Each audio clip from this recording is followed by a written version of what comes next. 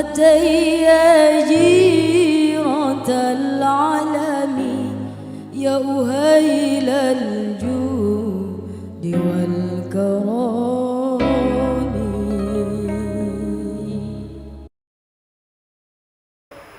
Assalamualaikum warahmatullahi wabarakatuh.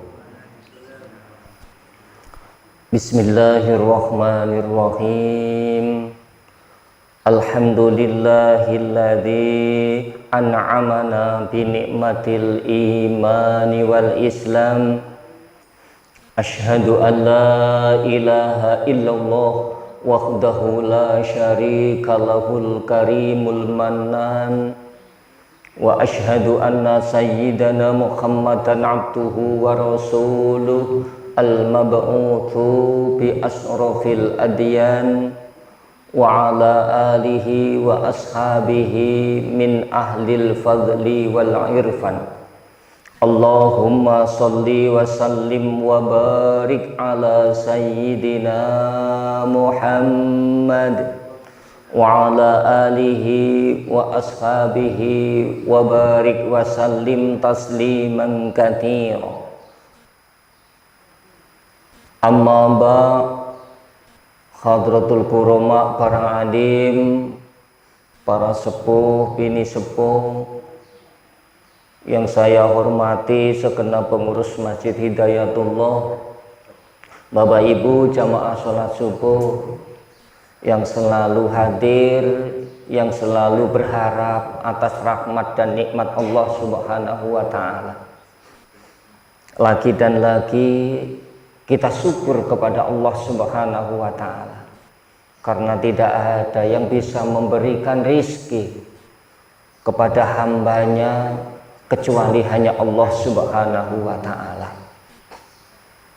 Allah telah bersabda, aku tidak meminta rizki darimu, tetapi akulah yang memberi rizki kepadamu. Maka patutlah kita semua bersyukur kepadanya, karena memang yang seharusnya kita lakukan, yang seharusnya kita selalu bersyukur kepada Allah Subhanahu wa ta'ala. Bapak Ibu, bersyukur itu mudah sekali, asalkan kita mau memperhatikan hal-hal yang sifatnya ringan, akan tetapi ini sering kita lupakan. Lah bagaimana cara kita ini bisa syukur kepada Allah Subhanahu wa ta'ala? Yang pertama, janganlah sekali-kali engkau memandang orang yang lebih tinggi di antara kalian.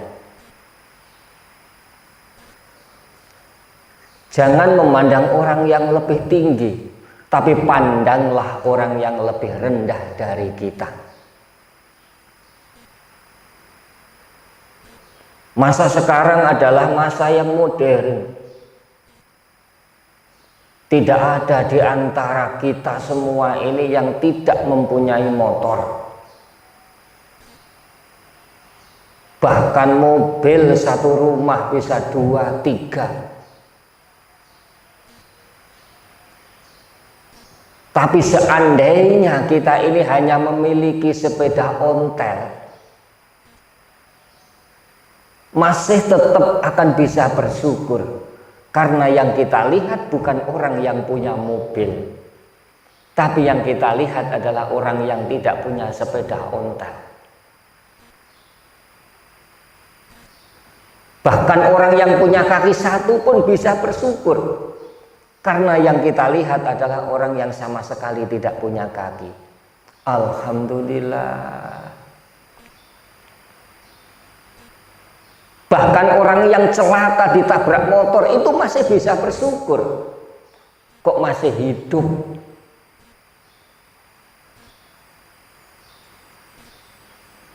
Daripada kawan kita yang jalan kaki kesandung malah nggak hidup, masih bersyukur pokoknya. Jangan sampai kita melihat orang yang lebih tinggi dari kita. Kalau kita melihat orang yang lebih tinggi nggak akan bisa bersyukur. isinya hanya hasad dalam hatinya, isinya hanya dengki dalam hatinya, karena ingin memiliki nikmat yang diberikan oleh Allah kepada orang lain bisa pindah kepada diri kita. Yang kedua, jangan melihat apa yang dikasihkan, yang diberikan, tapi lihatlah siapa yang memberikan. Jangan melihat apa yang telah diberikan, tapi lihatlah siapa yang memberikan. Ada satu kisah anak muda ketika dalam perjalanan naik mobil, padahal mobilnya juga AC. Tapi sebentar-bentar anak muda ini ngantongi mengambil dalam sakunya sapu tangan, dilapkan di mukanya. Sebentar-bentar diambil, dilapkan di mukanya, dicium-cium sapu tangan itu. Kemudian ada yang tanya, wahai anak muda, kenapa? Aku perhatikan mulai dari sana tadi kok sampai sini, kamu sering sekali mengambil sapu tangan, kamu lapkan di muka, kamu cium-cium sapu tangan. Akhirnya menjawab si anak muda, Pak, sapu tangan ini kalau melihat harganya ini nggak seberapa, 10.000 dapat 3. Lah terus kenapa? Apa ada yang istimewa dengan sapu tangan? Iya, karena sapu tangan ini adalah pemberian pacar saya. Nah, kata si anak muda.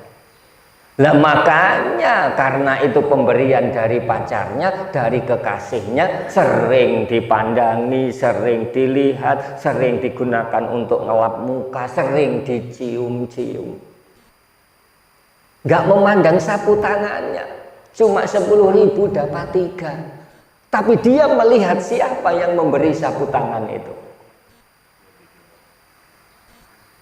Kita nggak melihat apa yang telah diberikan oleh Allah pada hari ini. Hari ini dapat hasil 20.000, hari ini dapat hasil 200.000. Nggak melihat itu. Tapi kalau yakin bahwa rezeki kita ini adalah yang memberi Allah Subhanahu wa ta'ala, pasti kita akan merasa, pasti kita akan bisa bersyukur kepada Allah Subhanahu wa ta'ala. Seberapapun yang diberikan oleh Allah hari ini, pasti akan mengucapkan alhamdulillah. Hari ini kok ayam, ya alhamdulillah. Hari ini kok cuma telur, ya alhamdulillah. Lah hari ini kok cuma ada teh manisnya saja, alhamdulillah. Kok nggak ada wadahnya, ya alhamdulillah. Jangan ngeluh, nggak ada wadahnya apa hari ini. Ya jangan, ya alhamdulillah kok masih ada gitu.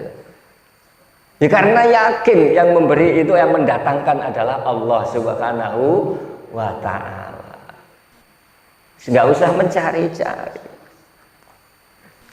Insya Allah kita akan selalu bisa bersyukur kepada Allah Subhanahu wa ta'ala. Hadirin jamaah rahimakumullah, di kesempatan yang mulia ini saya ingin menjelaskan sedikit tentang taubat.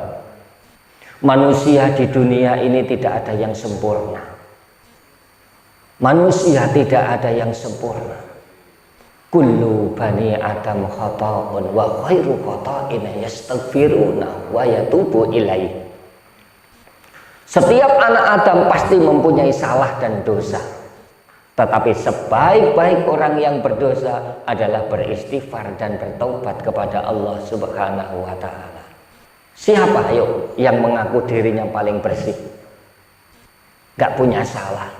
Tidak ada. Nabi Adam saja pernah melakukan kesalahan, Nabi Ibrahim pernah melakukan kesalahan, Nabi Isa pernah melakukan kesalahan. Tidak ada yang tidak sempurna. Lah sebaik-baik orang yang punya kesalahan adalah bertobat kepada Allah Subhanahu wa ta'ala. Maka Allah telah menjelaskan dalam Al-Quran, ya ayyuhalladzina amanu tubu ilallahi taubatan nasuha asa rabbukum ayukaffiru ankum sayyiatikum wa yudkhilkum jannatin tajri min tahtihal anhar. Wahai orang yang beriman, bertobatlah kepada Allah dengan taubat yang sebenar-benarnya taubat. Asa, ini kalimatnya masih menggunakan asa, yang artinya mungkin, menowo mas ya. Kalau Ina mau bertobat kepada Allah, menowo Allah akan ampuni dosa kita. Masih harapan. Nah terus apalagi yang nggak mau bertobat? Yang bertobat saja masih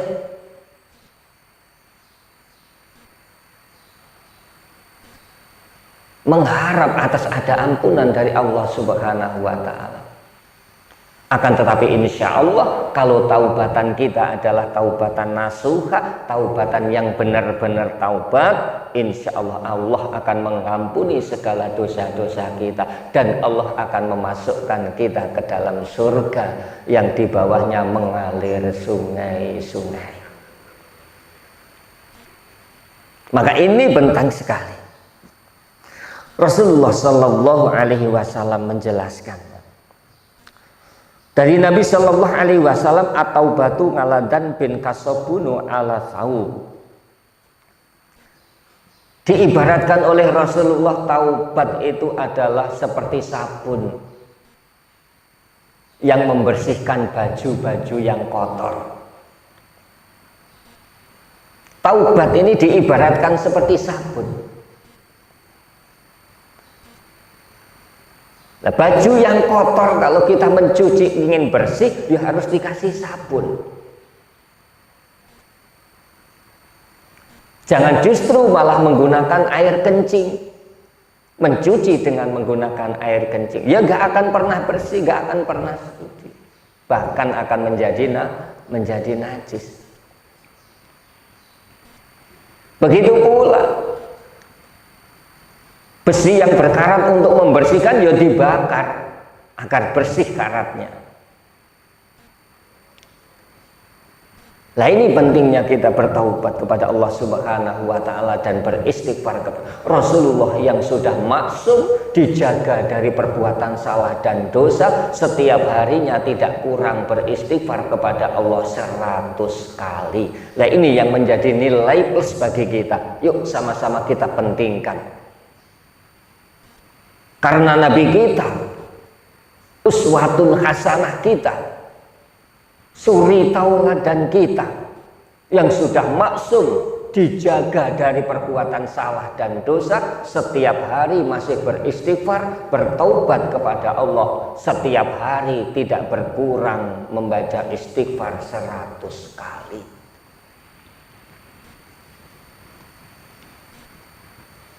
Pagi dan petang 100 kali. Nah, apalagi kita ini yang dosanya numpuk-numpuk. Misla zubatil bahri, diumpamakan seperti buih yang ada di lautan, penuh dengan dosa. Dari segala tingkah kita, dari segala haliyah kita, kaki kita berjalan dosa, tangan kita bergerak dosa, telinga kita mendengar dosa, mata kita melihat dosa, penuh dengan dosa. Nah terus bagaimana cara membersihkan dosa-dosa yang ada dalam diri kita? Beristighfar kepada Allah Subhanahu wa Ta'ala. Maka hadirin jamaah rahimakumullah, diceritakan tamamut taubati yahsulu bisamaniyata asya. Nah sempurnanya taubat ini ada 8 bagian. Kalau 8 bagian ini benar-benar kita perhatikan, maka taubat kita ini bisa dikatakan taubat yang berhasil, tobat yang bisa diterima oleh Allah Subhanahu wa Ta'ala. Akan tetapi jika tidak memenuhi 8 ini, maka tobat kita masih perlu kita pertanyakan, diterimakah atau tidak tobat kita. Yang pertama, an-nadmu ala ma salafa minad danbin, menyesali kesalahan-kesalahan dulu yang pernah diperbuat, menyesali dosa yang dulu pernah diperbuat.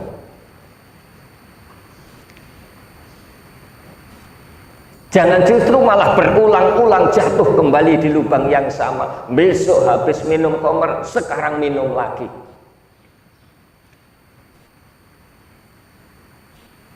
Baru saja kita berhenti dari permainan judi, main lagi. Nah, ini kita sama dengan jatuh dalam lubang yang sama. Kalau masih seperti itu tobat kita, oh tentu belum bisa dikatakan tobat kita ini berhasil. Menyesali atas salah dan dosa yang dulu pernah kita lakukan, benar-benar menyesal dan berjanji tidak pernah mengulangi lagi. Baru itu tandanya tobat kita diterima oleh Allah Subhanahu wa Ta'ala. Yang kedua, tandanya kalau sudah bertobat, wa qada'il farad, selalu menjalankan, menunaikan perintah-perintah Allah. Sudah mengaku bertobat, beristighfar kepada Allah, lah kok tetap ora sholat. Ini tobatnya tobat apa namanya? Kalau orang Jawa bilang tobatnya kok tobat sambel. Habis makan kepedes, besok lagi yang ulang lagi, mana sambelnya mah.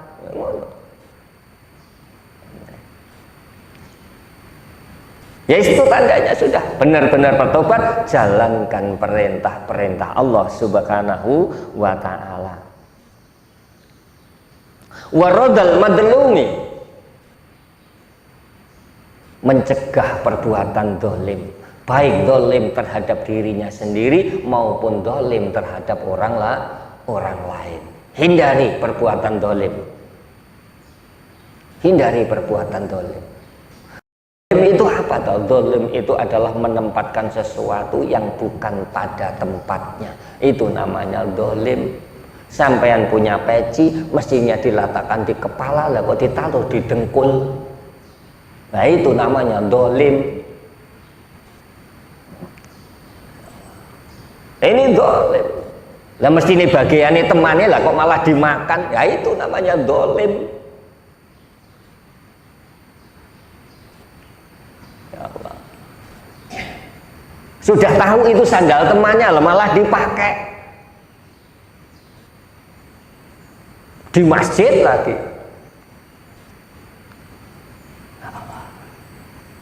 Iya Pak, karena kata Pak Ustadz itu kalau di masjid ya harus mengambil yang baik-baik. Lah sandal kawan baik diambil. Bukan begitu maksudnya. Ya Allah. Ayo hindari perbuatan dolim kita, baik terhadap diri kita maupun dolim terhadap diri sendiri. Wal istighlalul khusum, selalu memberikan maaf, selalu menghalalkan ketika kita bertengkar, ketika habis tengkar dengan kawan, selalu saling maaf, bil maaf, selalu menghalalkan. Susah enggak Pak? Susah wong sifat manusia, disakiti sedikit kepengin balas yang harus lebih berat kok. Kalau bisa, kalau kita dicubit ya harus dipukul kok. Nah itu balasannya. Ini susah. Memaafkan itu paling berat. Makanya dikatakan oleh Rasulullah, jadi orang itu jangan selalu hanya minta istighfar, hanya minta maaf. Ya sekali-kali memaafkan gitu. Jangan selalu mohon-mohon minta maaf. Ya sekali-kali ya memaafkan. Karena apa? Kalau orang hanya selalu minta maaf berarti sering sekali membuat kesalahan. Nggak merasa dirinya pernah salah.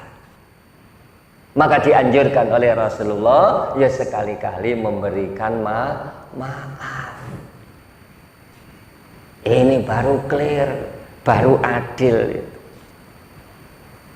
Habis nempeleng kalau temannya, maaflah, nggak sengaja. Lu nempeleng kok nggak sengaja, minta maaf. Habis itu nabok lagi, minta maaf lagi. Tapi dia sedikit disakiti teman, nggak mau memaafkan. Lah ini nggak adil. Maka kata Rasulullah, jangan menjadi orang yang selalu meminta maaf, tapi sekali-kali memberikan maaf kepada orang lain. Kalau sudah bisa berbuat demikian, maka dikatakan taubat kita, harapan diterima oleh Allah Subhanahu wa Ta'ala. Wa antazumu ahla ta'uda, dan berjanji tidak pernah mengulangi lagi perbuatan yang dilakukan. Ini tandanya menyesal, tandanya bertaubat, tidak mengulangi perbuatan yang kita lakukan. Yes, apapun itu, sekecil apapun dosa yang pernah kita lakukan, harus selalu mengingat apa yang dulu pernah kita lakukan dari perbuatan dosa. Wa antaroni nafsaka fi ta'atillah kamar yanataka bil maksiat. Nah, ini yang diharapkan. Didiklah nafsu kita, ajar nafsu kita. Seperti maksiat ketika mengajak kita. Nafsu itu kalau diajak berbuat maksiat, cepat. Tapi kalau diajak untuk taat, ini rasanya berat sekali, apalagi bangun untuk sholat subuh. Masya Allah, ini dingin, enaknya pakai selimut lagi, malah bangun untuk sholat subuh, berat sekali. Ya harus dipaksa, harus bisa menghajar nafsu kita ini, seperti kita telah dihajar nafsu kita ini dengan perbuatan maksiat. Berat diajak jamaah di masjid ini rasanya, ya sampean duluan aja Kang, aku tak nyusul. Lah nyusul lah kok malah nggak sampai ke masjid. Ya memang berat. Tapi kalau diajak nongkrong, diajak minum-minum, ayo kita kumpul kawan. Ada kawan yang sukses untuk merayakan kita minum-minum, ya berangkat, ringan sekali rasanya. Tapi kalau diajak ibadah rasanya berat sekali. Ayo, tandanya taubat kita diterima oleh Allah ketika diajak taubat, ketika diajak untuk ibadah kepada Allah, justru itu lebih ringan daripada diajak untuk berbuat maksiat. Yes. Angkawiqoha marrata ta'atan kama adakoha khalawatal maksiyah. Rasakan taubat kita dengan ketika kita melakukan ibadah, kita merasa nyaman, merasa nikmat, merasa manis ketika melakukan ibadah. Seperti ketika kita merasakan manis ketika berbuat maksiat. Pernahkah merasakan seperti ini? Enggak, diajak duduk zikir sebentar saja sudah pantatnya panas katanya. Nah ini kalau diajak ibadah itu nggak pernah merasa tenang, nggak pernah merasa senang, nggak pernah merasakan nikmatnya ibadah. Inginnya cepat sekali. Inginnya cepat sekali. Nek diajak tenang-tenang ibadah itu malah Masya Allah, kepinginnya pulang. Apalagi diajak duduk di masjid, Masya Allah, inginnya pulang aja. Nah ini kalau kita masih kok seperti itu, nggak bisa merasakan nikmatnya ketika ibadah, itu tanda-tandanya taubatnya belum sungguh-sungguh. Kalau tobatnya sungguh-sungguh, ketika duduk dalam melakukan ibadah sudah merasakan tenang dan nyaman, itu ketika ibadah. Baca Quran ya itu, kalau sebelum 1 juz ya jangan berhenti kalau merasa nyaman. Ini insya Allah kalau kita sudah bisa merasakan hal yang demikian ini. Yes. Yang berikutnya wa islahul makulati wal masrubah. memperbaiki cara makan dan minum kita. Ketika kita belum bertaubat, makan kita sembarangan, wis nggak tahu, wal kedua sudah nggak tahu itu apa yang penting dimakan, nggak tahu itu haram, nggak tahu itu halal, yang penting pokoknya. Paling tidak ada perubahan cara kita untuk makan dan minum kita. Islah kembali memperbaiki cara makan dan minum kita. Dari segala apa yang sudah kita lakukan, sama-sama ketika kita berbuat dosa, menyesali atas perbuatan dosa dan berjanji tidak akan mengulang kembali atas perbuatan dosa dan kesalahan yang kita lakukan. Rasulullah Shallallahu Alaihi Wasallam meriwayatkan dari Ibnu Mas'ud radhiyallahu anhu qala Rasulullah Shallallahu Alaihi Wasallam, atadaruna minat taib, qulna Allah wa rasuluhu a'lam. Qala alaihi salatu wasallam, man taba walam yata'allama ilman falaisa bitaibin. Rasulullah bersabda, barang siapa yang bertobat kepada Allah tetapi kok tidak mau belajar tentang ilmu tobat, kok tidak mengetahui cara-cara tobat yang benar, maka itu tidak dikatakan taubat. Ya ini tadi ilmunya, cara-caranya. Ketika diajak ibadah malah lebih senang, sudah tidak pernah lagi melakukan perbuatan maksiat. Ya ini ilmunya taubat. Harus mengetahui tentang apa yang harus kita lakukan setelah kita bertaubat. Wa mantab, nah Nabi wa mantabah walam yazid fil ibadati falaisa bitaibin. Barang siapa yang mengaku sudah bertaubat tapi tidak pernah meningkatkan dalam urusan ibadahnya, falaisa bitaibin, itu bukan termasuk orang yang bertaubat. Sudah ngaku bertaubat kok nggak ada peningkatan. Bener, aku tobat. Tapi kok nggak ada peningkatan. Sholatnya ya tetap jarang. Ya mestinya habis sholat yang nggak jarang-jarang, setiap harinya ini kadang bolong duhurnya, kadang botang subuhnya. Ya harus ditingkatkan, paling nggak 5 waktu harus buntu semuanya. Ini namanya peningkatan. Kemudian ditingkatkan lagi, biasanya sholatnya di rumah, sekarang pergi ke masjid sholat berjamaah. Itu namanya peningkatan dalam ibadah. Lah mengaku bertobat kok tidak ada peningkatan dalam urusan ibadah kepada Allah, falaisa bitaibin, kata Nabi. Itu bukan termasuk taubat.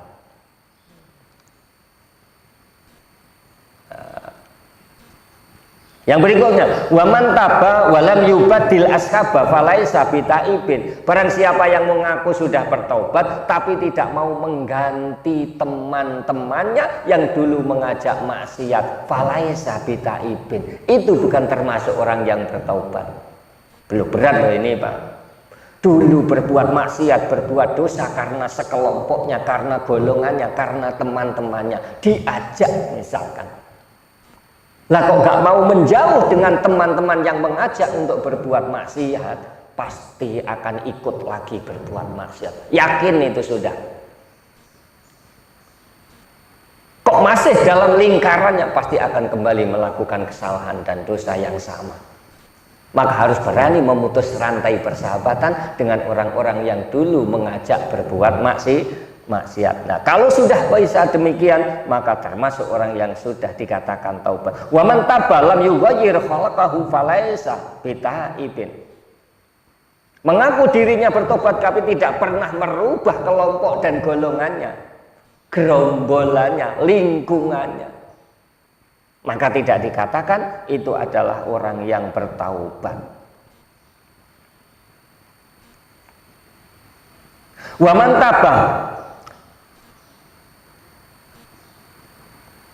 walam yasaddaq bisadaqatin fahuwa taibun haqqan au lam yatasaddaq Barang siapa yang muka bersaku bertaubat tapi tidak pernah bersedekah atau sama sekali tidak bersedekah, maka itu bukan termasuk orang yang bertaubat. Masih berbuat maksiat tapi nggak pernah mau bersedekah. Setelah bertobat kok malih dermawan, ya itu tandanya sudah. Lah sudah bertobat kok masih tetap saja nggak ada peningkatan, nggak ada tambahan amal ibadahnya, berarti itu kata Nabi belum dikatakan orang yang bertaubat kepada Allah Subhanahu wa ta'ala. Hadirin jamaah rahimakumullah, maka dikatakan oleh Rasulullah Sallallahu Alaihi Wasallam, apa kata Rasulullah Sallallahu Alaihi Wasallam?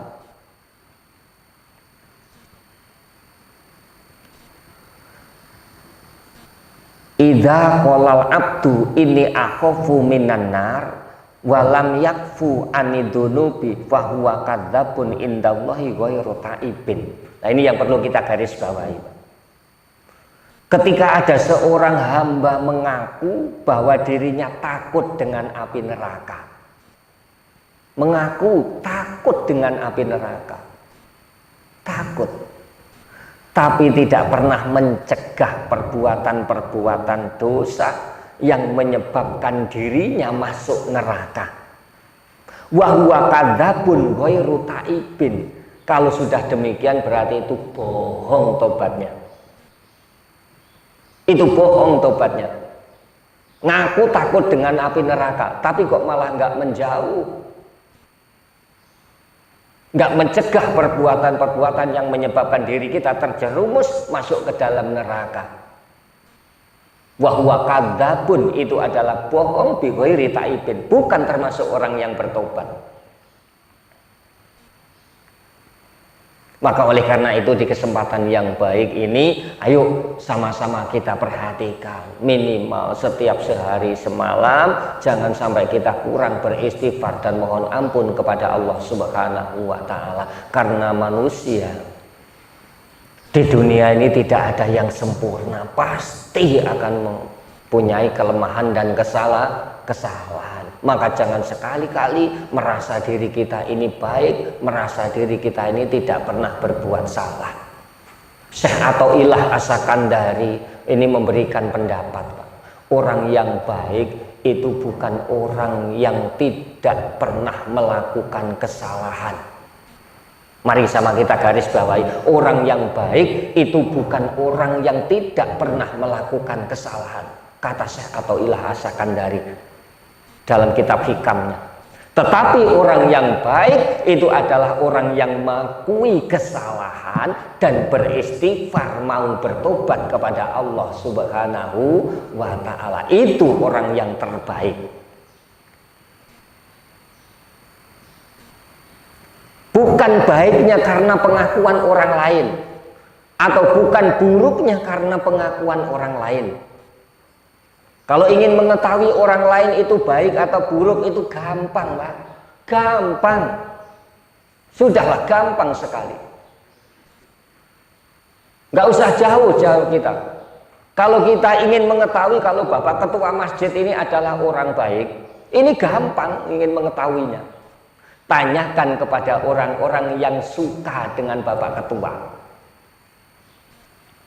Tanyakan kepada orang-orang yang suka dengan Bapak Ketua, pasti jawabannya akan baik, walaupun nggak baik. Gampang menilai. Sebaliknya kalau ingin mengetahui Bapak Ketua ini orang yang nggak baik, tanyakan kepada orang yang nggak suka. Sebaik apapun yang sudah diperjuangkan di masjid ini, nilainya pasti nggak baik di mata mereka.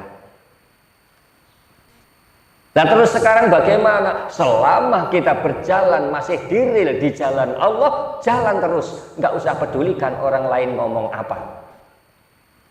Selama yang kita lakukan masih sejalan dengan syariat Allah, jalankan terus.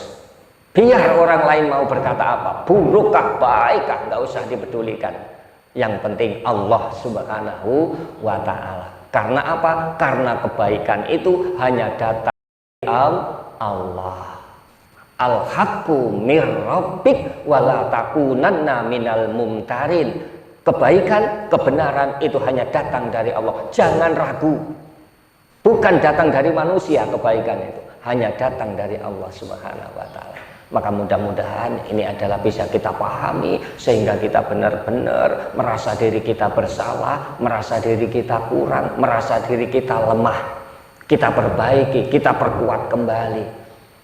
Istighfar dan bertobat kepada Allah Subhanahu wa taala, semoga penyesalan kita, pertaubatan kita diterima oleh Allah Subhanahu wa taala. Mumpung kita berada di bulan Ramadan, bulan yang mana ampunan Allah akan dikasihkan kepada hambanya, bulan yang mana taubatan akan diterima oleh Allah Subhanahu wa taala. Mudah-mudahan Allah terima taubat kita, Allah terima istighfar kita, Allah terima permohonan ampun kita semuanya. Amin. Allahumma amin. Sehingga kita keluar dari bulan Ramadan menjadi orang yang fitrah, kembali kepada kesucian yang disebut Idul Fitri, kembali kepada kesucian. Maka mudah-mudahan Allah Subhanahu wa taala berikan kekuatan kepada kita sehingga bisa berbuat yang lebih baik. Amin. Allahumma amin. Al-Fatihah. Bismillahirrahmanirrahim. Bismillahirrahmanirrahim. Alhamdulillahirabbil alamin. Arrahmanirrahim. Maliki yaumiddin. Iyyaka na'budu wa iyyaka nasta'in. Ihdinas siratal mustaqim. Siratal ladzina an'amta 'alaihim ghairil maghdubi 'alaihim waladdallin. Amin amin amin. Walhamdulillahirabbil alamin.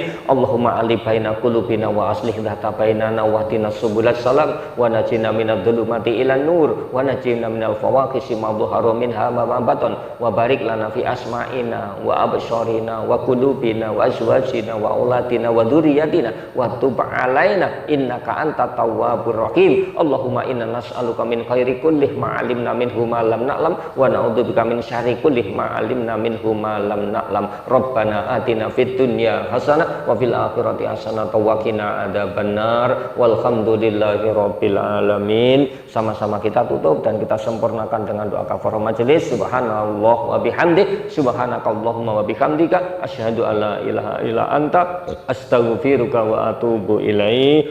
Bila mana ada salah untuk mohon dimaafkan. Assalamualaikum warahmatullahi wabarakatuh.